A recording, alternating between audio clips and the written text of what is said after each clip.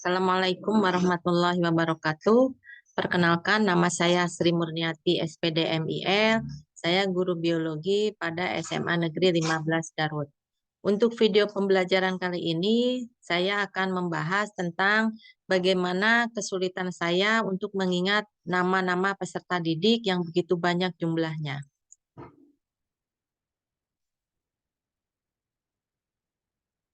Yang pertama, kita lihat deskripsi masalahnya.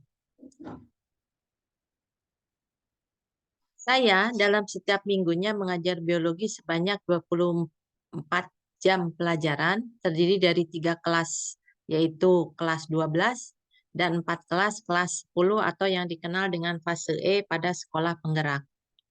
Setiap kelas memiliki jumlah siswa rata-rata antara 32 sampai 36 peserta didik. Sehingga saya merasa kesulitan untuk dapat mengingat semua nama peserta didiknya.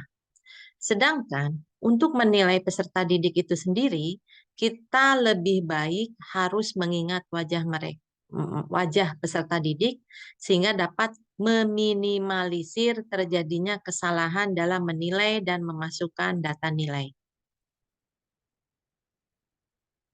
Yang B, kita akar permasalahan yang muncul.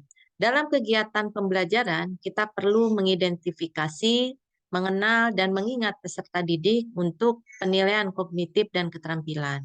Masing-masing peserta didik memiliki karakter yang berbeda dan kemampuan berbeda dalam memahami materi. Sehingga kita sebagai pendidik juga harus dapat memahami kelemahan masing-masing peserta didik dalam kegiatan KBM, supaya kita dapat menerapkan teknik yang tepat dalam pembelajaran tersebut. Di beberapa kelas, kadang ada nama-nama peserta didik yang memiliki kemiripan seperti nama depan yang sama, sehingga kadang kita memasukkan data atau nilai menjadi tertukar. Peserta didik merupakan objek dalam pendidikan. Kualitas pendidikan dapat diamati dari hasil belajar peserta didik, yang mana apabila hasil belajar yang diperoleh peserta didik kurang memuaskan, maka dalam hal ini pendidikan itu kurang berkualitas. C. Alternatif solusi yang saya terapkan adalah yang pertama, saya mencoba mencari alternatif solusi untuk memecahkan masalah kita sebagai pendidik supaya dapat lebih cepat dan mudah mengingat aktivitas peserta didik dalam kegiatan KBM sehari-hari. Menilai aktivitas peserta didik dapat kita lakukan dalam kegiatan sehari-hari, baik itu secara langsung atau tidak langsung. Teknik yang kita lakukan diantaranya, pertama, dalam setiap aktivitas KBM, guru selalu menggunakan buku absensi dan daftar nilai.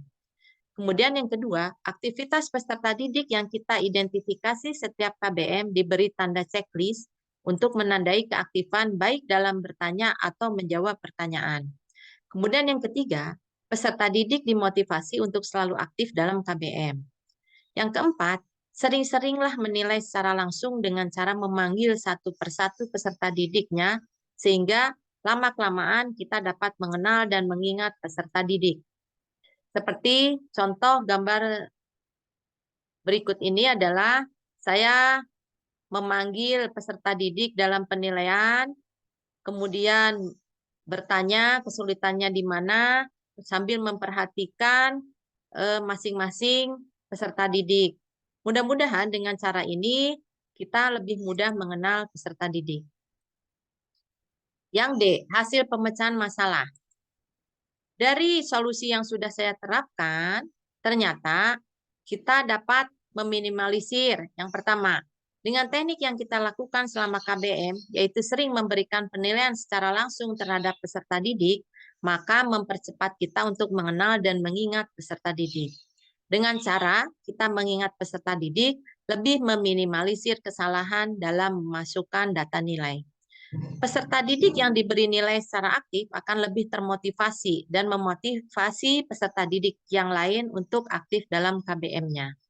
Kesempatan mengingat peserta didik yang beraneka ragam karakter menjadi lebih mudah. Sumber rujukan yang saya gunakan dalam menyelesaikan permasalahan yang saya hadapi adalah yang pertama, dari jurnal Maria Fitri tahun 2019, dengan judul Kesulitan Belajar Peserta Didik dalam Pembelajaran Pendidikan Islam. Jurnal ini volume 8 nomor 2 bulan Juli sampai Desember tahun 2019. Kemudian yang kedua, saya juga mengambil rujukan dari Munirah tahun 2018 dengan judul Peranan Guru dalam Mengatasi Kesulitan Belajar Siswa. Ini jurnal volume 3 nomor 2 Juli Desember 2012. Demikian video pembelajaran kali ini tentang pembuatan IKI pada pemecahan masalah yang muncul dalam kegiatan KBM. Sekian dan terima kasih. Saya akhiri dengan wassalamualaikum warahmatullahi wabarakatuh.